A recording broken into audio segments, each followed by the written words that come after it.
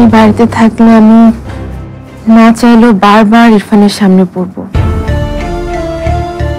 ইরফানের চোখের আড়াল হতে না পারলে মনের আড়ালও তো হতে পারবো না। ইরফানকে বারবার এত কষ্ট দিয়ে কথা বলাটা আমার জন্য আরো কষ্টের।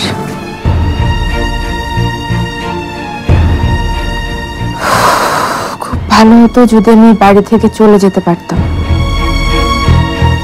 কিন্তু আমি যাবোই বা কোথায়? ছোট ভাবি, আপনার সঙ্গে একজন দেখা করতে আসছে। এই সময় আবার আমার সাথে কি দেখা করতে এলো?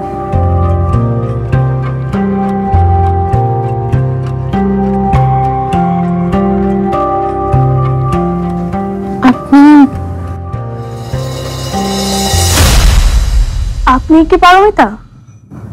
হ্যাঁ, আমি পারমিতা। এই সাবধানে, আস্তে। আপনি পারমিতা, তাই না? হ্যাঁ, আমি পারমিতা। আপনি? আমি জ্যোতি, সৌরভের বোন। আপনার সাথে আমার জরুরি কিছু কথা আছে। সময় হবে আপনার?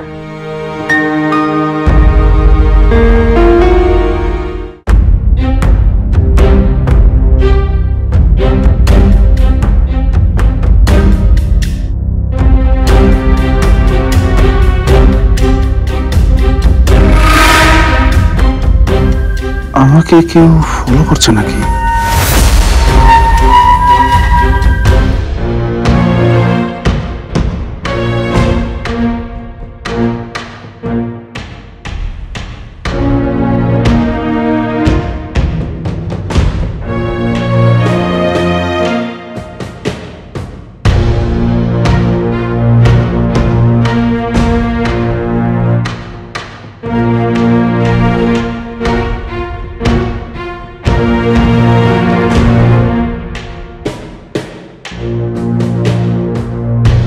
এই লোকটা আমার পিছু নিয়েছে কেন? কি চাই ও? নাদিয়া আন্টি তো বলেছিল কাউকে সন্দেহ হলে জানাতে। ব্যাপারটা নাদিয়া আন্টিকে জানানো দরকার। তুমি বসো না, বসো।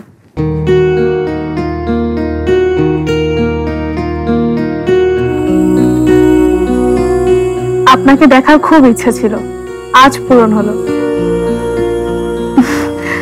কথাটা অন্যভাবে বলতে হতো। সৌরভ কিন্তু কখনো বলেনি ওর এমন মিষ্টি একটা বোন আছে। ভাইয়া কিন্তু আমাকে সবকিছু বলে, সবকিছু মানে সব। আর যে দু একটা বলে না, সেগুলো আমি নিজেই মিলিয়ে নিই। তাই? খুব খাতির বুঝি তোমাদের দুজনের। উপায় ছিল না তো। বাবা বিয়ে করে অন্য সংসার পেতেছে, মাও আর একটা বিয়ে করে নিজের মতো আছে। ভাইয়া আর আমি, আমাদের দুইজনেরই একটা ফ্যামিলি, ঝামেলা ছাড়া সুখী ফ্যামিলি।